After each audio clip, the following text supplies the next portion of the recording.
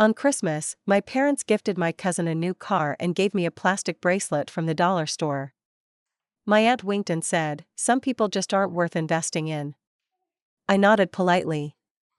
2 weeks later, my inheritance changed everything. "I hope you're not upset, Caroline," my mother said, her voice sticky sweet as she watched Whitney squeal over her new Lexus. I smiled, small and tight. "No, Mom. I'm fine." Aunt Bernice caught my eye across the room, smirked, and added under her breath, "Some people just aren't worth investing in." I nodded, excused myself to the bathroom, and sat on the edge of the tub for a long time, willing myself not to cry. 2 weeks later, a letter arrived that made me realize, sometimes life waits until you've been fully humiliated before it hands you the keys to something better. I'm Caroline, 35 at the time this all happened. A little backstory: I had just gone through a rough divorce. After leaving my cheating ex-husband, I couldn't afford to keep our tiny condo in Alexandria, so I moved back to my hometown in rural Virginia. I rented a musty attic room in the house of an old family friend, picked up odd jobs, and basically tried to survive while figuring out what the heck I was doing with my life. My parents, Robert and Maureen, were never the warm, nurturing types, but after the divorce, it got worse. They seemed embarrassed by me, like my failure had rubbed off on them. In their eyes, my cousin Whitney could do no wrong. Whitney was 2 years younger than me, married to Ellen, a dentist with a thriving practice, and seemingly living the perfect suburban dream. They had a Pinterest-worthy house, matching Labradors, Instagrammable vacations, all of it.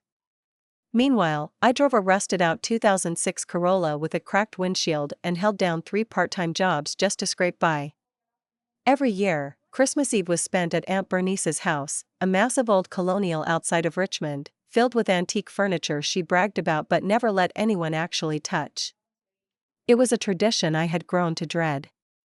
That Christmas Eve, I showed up on time, holding a tin of homemade cookies because it was all I could afford to bring. The house was decked out like a Norman Rockwell painting on steroids, thousands of twinkling lights, garlands wrapping every banister, the smell of baked ham and pine needles hanging in the air. Whitney was already holding court in the living room, showing off baby bump photos and passing around sonogram pictures like trading cards. Everyone cooed and fawned over her. I tried to blend into the background, sitting near the fire with a paper plate of hors d'oeuvres, listening to my Uncle Morton drone on about interest rates and stocks. No one really asked me how I was doing. No one ever did. After dinner came the gift exchange. It was always a big production. Whitney's presents from the family came first, a new designer bag from Aunt Bernice, a spa day package from Uncle Morton, and finally, from my parents, the main event, a brand new Lexus SUV, ribboned and parked in the driveway. Whitney shrieked and started crying happy tears. Everyone clapped and cheered like they were at a game show. Then someone nudged me and handed me a small, crumpled gift bag. Inside was a flimsy plastic bracelet, hot pink, the kind you'd find in a kid's party favor bin. No card. No note. Just the bracelet. I turned it over in my hand, stunned. I looked up to see if maybe it was a joke. It wasn't. Nobody said a word. No one even seemed to notice. I squeezed out a thank you, setting the bracelet carefully on the coffee table. That's when Aunt Bernice leaned over, chuckled under her breath, and said, "Some people just aren't worth investing in." She didn't even bother to whisper it. My face burned. I laughed lightly, like it was a funny little quip, and excused myself to the bathroom, where I sat on the edge of the tub with my hands shaking. I made up a lie about needing to check on my neighbor's dog and left early. No one stopped me. As I drove the hour back to my rented attic, the radio played Christmas music and the world outside looked festive and bright. Inside, I felt hollow. When I got home, I tossed the bracelet onto my dresser, where it landed next to a pile of unpaid bills. I lay awake most of that night, staring at the water-stained ceiling, feeling like I had no future. 2 weeks later, on an ordinary Thursday morning, a letter arrived in the mail. It was from a law office in Charlottesville. At first, I thought it was a debt collector. My heart hammered in my chest as I tore it open, preparing for more bad news. But it wasn't a bill. It was a notice. I had been named the sole primary heir of my grandmother Eloise's estate. Grandmother Eloise had passed away quietly the year before, after a long battle with dementia.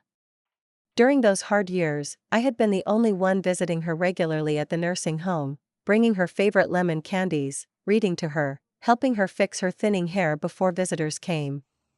The rest of the family barely showed up. Aunt Bernice once said it was too depressing to visit. Whitney always had other commitments. Apparently, grandmother had noticed. The letter detailed what I had inherited: her 150-acre farm in Staunton, 2 small but fully rented apartment buildings, a collection of valuable antiques, and a well-managed stock portfolio. After everything was assessed, the estate was worth somewhere north of $2.7 million. I had to read the letter 3 times before I understood it. There was a handwritten note attached from the lawyer: "Your grandmother wanted you to know she left it to the one person who truly loved her when she had nothing left to give." I sat at my tiny kitchen table, the plastic bracelet still lying there like a cruel joke, and let the reality wash over me. For the first time in years, the future felt wide open. At first, I didn't tell anyone. I carried the secret like a small, fragile thing tucked inside my chest. I kept going to my part-time jobs, working the register at the bookstore, babysitting for a neighbor, like nothing had changed. I needed time to think. To breathe. The lawyer told me it would take a few weeks to fully process the transfer of assets, especially selling the farm if I chose to. He suggested I keep quiet until the paperwork was finalized. I agreed. It felt safer that way. But small towns have long noses and big mouths. Somehow, word got out. Maybe it was someone at the law office. Maybe it was one of the tenants from the apartment buildings. I'll never know. But within days, I started getting texts and calls. At first, it was subtle. My mother texted, "Hope you're doing well, sweetheart. Want to come over for Sunday dinner?" I stared at the screen, stunned. She hadn't invited me to a family meal in over a year. Then my father called. "We were just talking about you. Your cousin Whitney is hosting a little get-together. You should come. Bring your checkbook," he joked. His laugh was strained. The kicker was Whitney herself, texting me an invitation to her baby sprinkle, a second baby shower because first babies get showers, second babies get sprinkles, she explained in a message peppered with cutesy emojis. They were all trying to pull me back in. The same people who didn't even care enough to get me a real gift, now suddenly, they remembered I existed. I didn't answer right away. I sat with it. I thought about all those Christmases, birthdays, family reunions where I had been invisible, a footnote to Whitney's spotlight. I thought about grandmother Eloise, sitting in her nursing home bed, tears in her eyes, telling me she didn't think anyone else even remembered her birthday. Eventually, I texted my mother back, "I appreciate the invite, but I'm not available." That simple. The real explosion came when the inheritance became public record. Aunt Bernice was the first to confront me. She showed up at my door, unannounced, wearing a fur coat and too much red lipstick, smelling like Chanel No. 5 and anger. "You need to be reasonable, Caroline," she said, stepping inside without waiting to be asked. "You know your grandmother wouldn't have wanted you to hoard it all. Family is about sharing." I leaned against the counter, arms crossed. Funny. Family wasn't much about sharing when I was living off ramen and nobody called for months. Her lips tightened. "That's not the point. You're young. You don't know what to do with that kind of responsibility. You'll squander it." "I guess grandmother thought differently," I said. Bernice bristled. "Whitney's expecting. Alan's practice needs an expansion. Your parents are getting older. We have real needs. Not your whims." The sheer entitlement took my breath away. I said nothing. Just let the silence stretch out between us until it became awkward. Finally, she huffed, adjusted her handbag, and left, muttering something about selfishness and poor upbringing. The next few weeks were a blur of similar encounters. My mother sent long emails, half pleading, half guilt-tripping. My father left voicemails in increasingly agitated tones. Whitney sent a beautifully handwritten card asking for a small loan to help cover the new nursery remodel, since we're all family, after all. I didn't respond to any of them. Instead, I called the lawyer, asked him to expedite the final sale of the farm, and started quietly making plans. I found a cozy little brick bungalow for sale in Asheville, North Carolina, a city I had fallen in love with years ago during a road trip with friends. It wasn't flashy. Just 2 bedrooms, a sunroom, and a yard big enough for a garden. The kind of place that felt like breathing fresh air after years of choking. I made an offer in cash. The move took a few weeks. I packed up my life, which barely filled the back of a rented van, and drove the 5 hours south without telling a soul. By the time the family realized I was gone, I was already planting marigolds in my new backyard. The calls didn't stop, though. If anything, they got more desperate. My mother left a voicemail crying, saying she didn't understand how I could turn my back on my family. My father sent a long email breaking down their financial needs, including home repairs, medical bills, and future gifts for Whitney's kids. Whitney sent an actual invoice, I'm not kidding, for $18,450, itemized for baby-related expenses she claimed my inheritance should cover as a gift of goodwill. Each message made me feel lighter, somehow. Every manipulative plea was like peeling away another layer of guilt I had carried my whole life. I didn't answer any of them.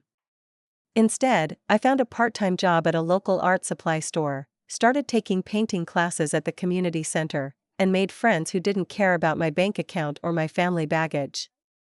Every once in a while, when I was organizing my tiny studio space, I'd catch sight of that plastic bracelet. I kept it, not out of sentimentality, but as a reminder of who they were. And who I wasn't anymore. A few months passed in peaceful silence. I settled into Asheville like I had lived there my whole life. I joined a small book club at the library, volunteered at a local animal shelter on Saturdays, and started selling some of my paintings at weekend markets. It wasn't glamorous, but it felt real in a way nothing had for a long time. Then, one rainy Tuesday afternoon, I got a letter forwarded from my old mailing address. It was from a law firm in Richmond, the same firm my parents had used for years. I sat on the couch, the sound of the rain tapping against the windows, staring at the envelope. My gut twisted, but I opened it anyway.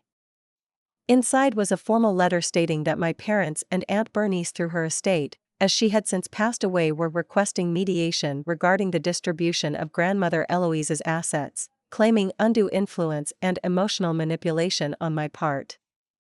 I laughed out loud. The absurdity of it was almost funny. They were trying to sue me. Me, the same person they had ignored and belittled for years, now suddenly accused of tricking a dying woman into changing her will. I didn't cry. I didn't panic.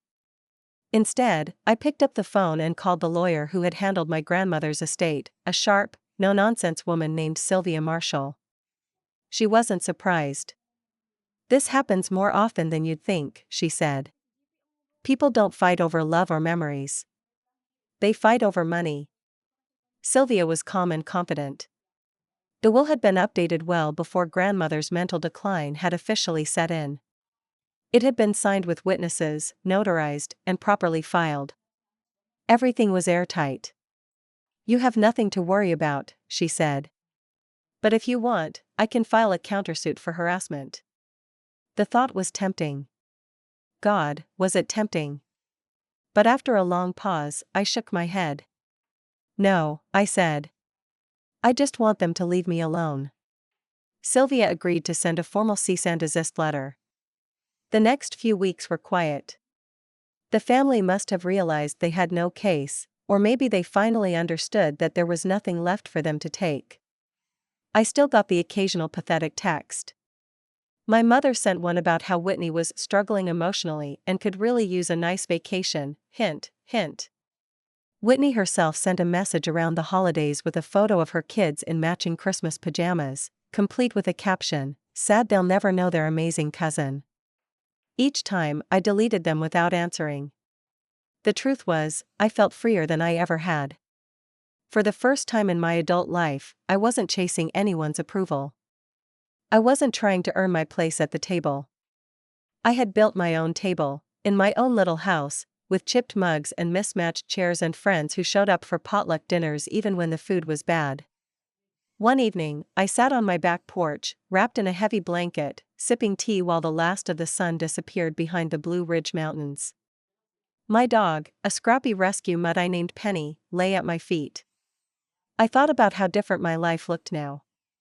A year ago, I had been sitting in a cramped attic, feeling like I was drowning in my own failure. Now, I was living a life I had chosen. The family who once treated me like an embarrassment, a failure, a joke, they were nothing more than a memory I had finally outgrown. I never responded to them again.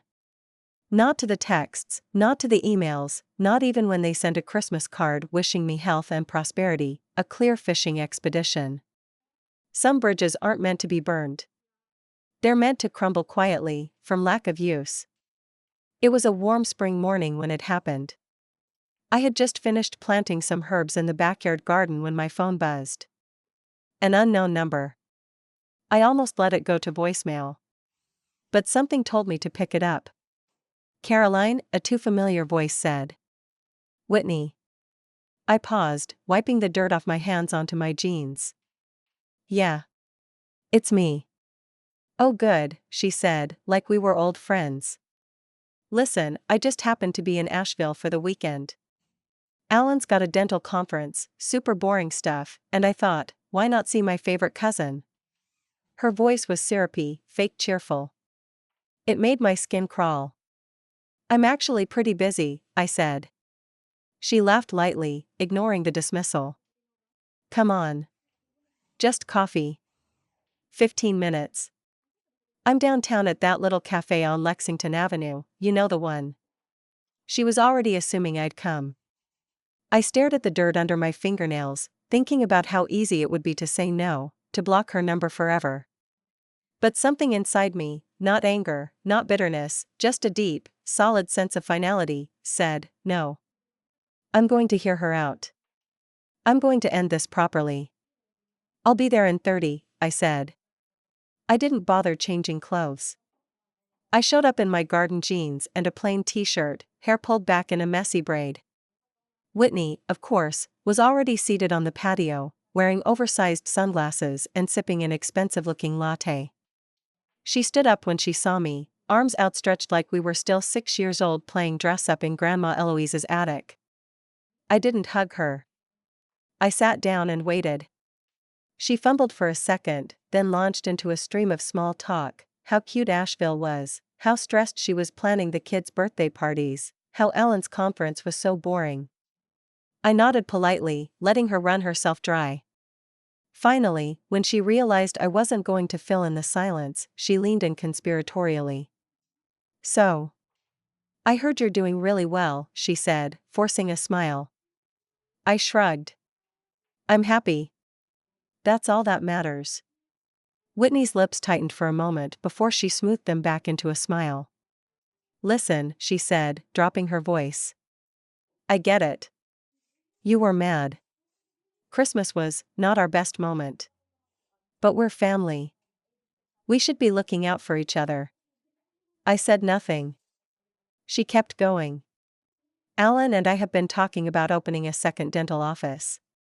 It's a big opportunity. Huge potential. We just need a little help with the down payment on the new property. Just a small investment. Nothing crazy. There it was. The real reason she was here. I sipped my coffee, giving her a long, steady look. You want me to give you money? Her face flushed. Not give. Invest. You'd be a partner. You could even be involved in the business if you want. Or just be a silent investor. Totally up to you. I set my coffee cup down carefully.